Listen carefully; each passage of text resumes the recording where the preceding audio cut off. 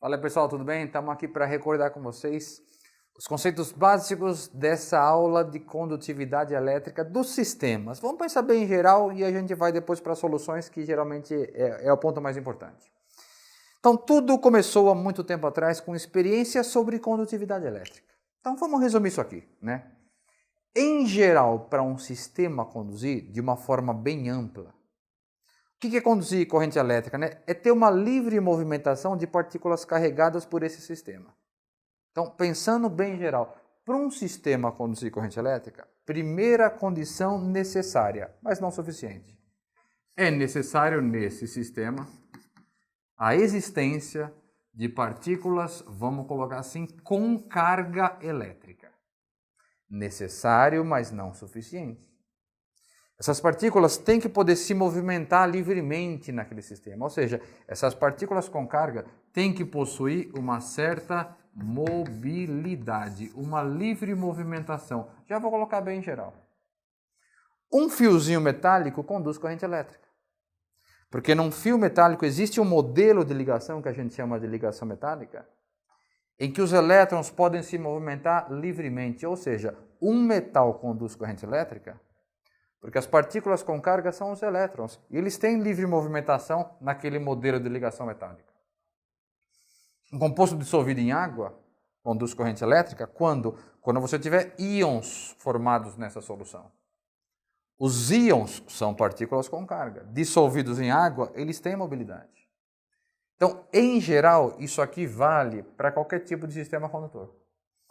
Se aquilo que eu estou analisando tiver partículas com carga, os elétrons num metal, por exemplo, ou íons numa solução, a livre movimentação desses elétrons no fio ou dos íons na solução fazem com que esse sistema conduza a corrente elétrica. Perfeito? No caso particular das soluções, vamos para elas, né? Quem fez essas experiências foi o Arrhenius, há bastante tempo atrás. Aliás, a ideia experimental do Arrhenius é bem importante. Vamos particularizar a coisa? Vamos para as soluções. E o que eu vou falar aqui são das soluções aquosas. Como que o Arrhenius fez essa experiência discutindo de maneira bastante geral? Imagina que você tem um frasquinho, você vai pegar água, que vai ser o nosso solvente principal na química inorgânica, essa química dos ácidos, bases, sais, etc. Aí o que você vai fazer? Você vai pegar uma fonte de energia, pode ser uma pilha, um gerador qualquer. Lembra que nessa fonte, né, você vai ter lá o polo positivo, o polo negativo. Pessoal, fala sério, se eu pegar um fio, coloco aqui, por exemplo, uma lampadinha. Essa pilha está boa, tudo bem? Se eu pegar um fio e conectar direto aqui nessa lâmpada, lógico que ela vai acender. Porque o metal conduz corrente elétrica. Os elétrons têm livre movimentação ao longo do fio. Aliás, os elétrons que são partículas negativas, eles serão atraídos para aquele polo positivo, passando pela lampadinha e vai fazer ela acender. Vem para cá. Só que eu não quero fazer isso. Eu quero testar aquilo lá embaixo. Então, o que a gente faz? Corta o fio. Perfeito.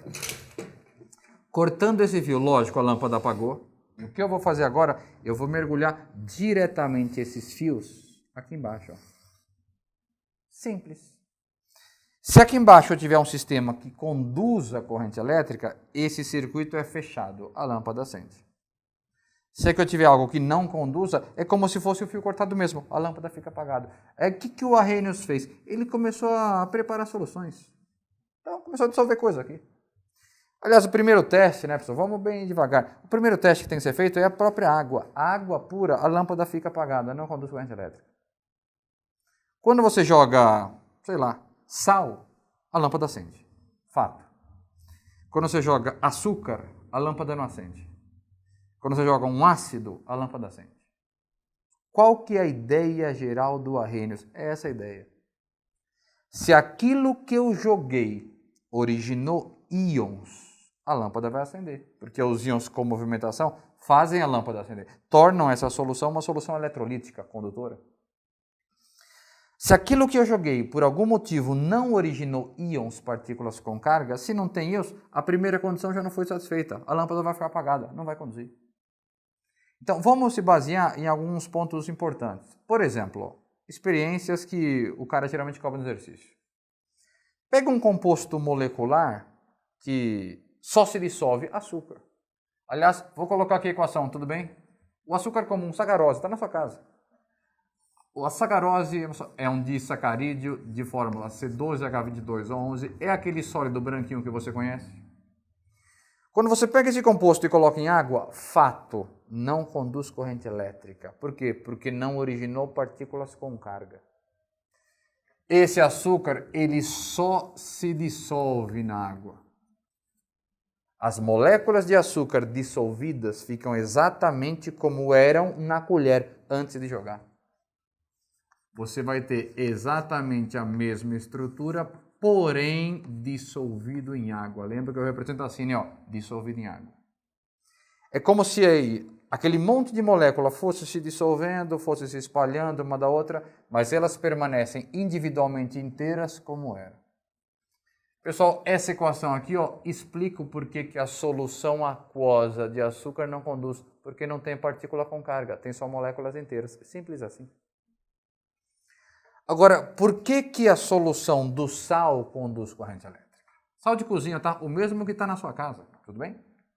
Aliás, o sal que tem lá é cloreto de sódio. Você sabe lá, um sólido branco também.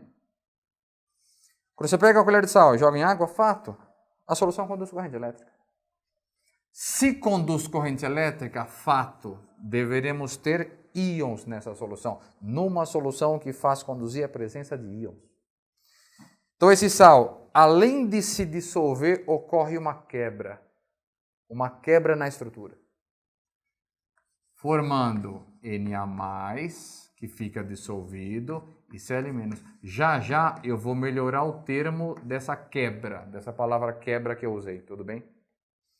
Enfim, vou pegar um ácido, HCl, o ácido mais comum. Só HCl, quando você coloca aqui, ou qualquer ácido, joga em água, conduz corrente elétrica, a lâmpada acende. Bom, se conduziu corrente elétrica, tem que ter íons nesse sistema. Aliás, esse HCl, quando ele está puro fora d'água, por exemplo, ó, ele é um gás, tudo bem? Você pega esse HCl, coloca em água, aliás, vou até colocar aqui, ó, na água também, porque eu joguei em água, tudo bem? Se conduz, tem íons. Aliás, a própria definição de arrênios, né? Ácido é aquele que na água libera íons H+. Tá aqui, ó, tem hidrogênio, libera H+. Aliás, vou fazer mais um, tudo bem? O H+, e o Cl-. Só que agora eu não quero fazer um ácido, não. Vou fazer uma base. Também aparece isso nas aulas. Aliás, hidróxido de sódio é a base mais comum. Aliás, qual é a definição de base? Substância que na água libera ânions hidroxila. Tá aqui, ó. Mais um composto só. NaOH, falo para você, esse composto é sólido. É um sólido branco também, né? Aliás, esses aqui são meio parecidos, só que isso aqui é uma pastilhinha. Fato, base em água conduz correntes elétricas. Não esquece desse detalhe. A condição necessária e suficiente para esse sistema conduzir é tem que ter íons. Se aquilo de alguma forma originou íons, a movimentação desses íons em direção aos eletrodos aqui, ó, de cargas opostas, dá uma olhadinha aqui, ó. Polo negativo da pilha, né? Esse fio está conectado diretamente a esse polo negativo. Existe um potencial elétrico negativo associado a esse fio. Esse fio está conectado ao polo positivo. Tudo bem, tem uma lâmpada aqui, mas se ele está conectado ao polo positivo, existe um potencial mais positivo. Para que aquela substância origine uma solução que conduza, é necessária a presença desses íons. Aliás, é a movimentação desses íons nessa solução que faz com que ela conduza. E o NaOH conduz. Conduz por quê? Porque gera íons. Aliás, a própria definição de base, gera ânions hidroxila. Separa o sódio, tá aqui, do ânion hidroxila. Então, o que eu queria que você percebesse, primeira coisa é isso, hein? Algo está conduzindo? Não sei. Ele originou íons? Se originou, conduz. Se não originou, não conduz. Mas o nome que se dá a essa formação de íons é o mesmo? Na verdade, não é. Temos aqui uma diferenciação importante, né, do ponto de vista conceitual do termo dissociação iônica e ionização. Cuidado com isso, aparece frequentemente nos exercícios. Pensa na palavra dissociar, significa separar. Dissociação iônica é uma separação dos íons. Então, se eu vou separar os íons, é porque eles já existem, eu só separei. Já ionizar significa formar íons. A ionização é a formação de íons. Então, quando eles não existirem originalmente. Como que eu vou saber se já existe ou se não existe? Tudo vai depender do composto que foi dissolvido. Ele já era iônico ou ele não era iônico? Aliás, aqui um parênteses, hein, pessoal? Na verdade, isso aqui é uma recordação de bastante tempo atrás, coisa que você estudou. Um parênteses que não tem a ver com isso. Uma classificação. O que é do ponto de vista químico, sei lá, uma substância iônica? Eu não estou falando em solução iônica, esquece a água. Eu estou falando em substância, ela nem está em água. Eu olho para uma substância química, como que eu sei se ela é uma substância iônica? Simples, a substância iônica é aquela que é formada por íons. Tem que ter na própria estrutura, mesmo antes do contato com a água, um cátion e um ânion. Tudo bem? Mas como que eu vou saber isso? Pensa em geral. Tem que ter alguém que queira perder elétron e alguém que queira receber elétron. Esse perde o elétron, aquele ganha cátion, ânion, composto iônico. Só tem várias possibilidades, mas em geral, os elementos que têm tendência maior de perder elétron são os elementos metálicos. Então a gente fala que, em geral, quando eu tiver um metal que quer perder elétron ligado, por exemplo, a um ametal que quer ganhar, se estabelece, via de regra, uma ligação iônica, a substância iônica. Problema, nem sempre é assim, lógico que não. Existem substâncias em que os átomos nessas substâncias se ligam por compartilhamento, ligação covalente. Essas substâncias que os átomos se juntaram por ligação covalente, a gente chama em geral de substância molecular.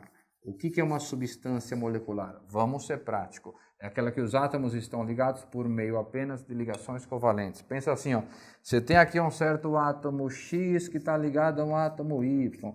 Esse quer ganhar, aquele quer ganhar. Eles compartilham. Aqui não vai ter o metal. Então aqui o que você vai ter, esse quer ganhar, aquele quer ganhar, compartilha. Não tem íons na estrutura. Geralmente é uma ligação que se dá entre ametais ou hidrogênio, tudo bem? Então hidrogênio com outro hidrogênio é um exemplo de substância molecular, hidrogênio com outro ametal. Então a dica em geral é, aqui não vai ter metal não na estrutura. Em geral é assim. Volta para cá. Aqui, ó, esse quer receber elétron, esse quer receber elétron, esse quer receber... É um composto molecular. O açúcar, aliás, é um composto molecular que só se dissolve, só se dissolveu. Dissolver significa ele se mistura homogeneamente com a água, tudo bem? Esse composto, metal com ametal, aliás, o sódio é um metal da família 1A, ele quer perder elétron. Esse é um ametal da família 7, quer ganhar um. Tá aqui, ó. Esse composto já é iônico. Quando o composto já é iônico e em contato com água, os íons só se separam, eu vou chamar esse processo de dissociação iônica. Ou seja, aqui ocorreu uma dissociação iônica. Por quê? Porque o composto dissolvido já era iônico. Aliás, igual aqui, fala sério, hein? Metal e ametal, quer perder, quer ganhar, tudo bem? Aliás, sódio da família 1A, a própria hidroxila -1, já é iônico. Composto que já é iônico, separou os íons em contato com a água, a separação dos íons eu também chamo de dissociação iônica. Mas aqui é bem diferente, que é o que acontece com os ácidos. Dá uma olhadinha, não tem metal aqui, pessoal. O hidrogênio quer receber elétron, o cloro quer receber elétron, ligação covalente, não há íons. Se você pegar um ácido fora da água e escrever positivo e negativo, está errado, ele não é iônico. Mas ele, em contato com a água, originou uma solução iônica. Se o contato com a água fez surgir íons a partir daquele que não tinha, o ato de formar íons eu chamo de ionização. Então isso é uma ionização e ele diferencia isso nos exercícios, hein? Então dá só uma olhadinha aqui. O composto iônico, ao se dissolver em água, os íons se separam, ocorre a dissociação iônica. No caso dos ácidos, eles não são iônicos, mas em contato com a água ocorre a ionização, a formação de íons. Então, a solução aquosa de um ácido conduz corrente elétrica. Cuidado com isso, tá? Que um ácido fora da água por não ter íons, ele não conduz. O que conduz é sempre a solução aquosa do ácido. Perfeito? Resumindo a ideia dessas aulas. Para uma solução aquosa conduzir, tem que ter íons. Se aquilo que eu joguei originou íons, seja por uma dissociação iônica ou por uma ionização, vai conduzir. Se aquilo que eu joguei só se dissolveu, mas as moléculas ficaram inteiras, como elas eram antes, não teve íon, não vai conduzir corrente elétrica. Perfeito, pessoal? Então, isso resume bem o espírito dessas aulas de condutividade elétrica. E lembrando, lógico, né, a definição de um ácido libera H+, na água, definição de uma base libera hidroxilo na água. Essa é a definição dos principais compostos inorgânicos, e são esses, tá? Os ácidos, as bases e os sais. Isso a gente vai desenvolvendo durante o curso. Beleza, pessoal? Abraço então para todos, é isso aí.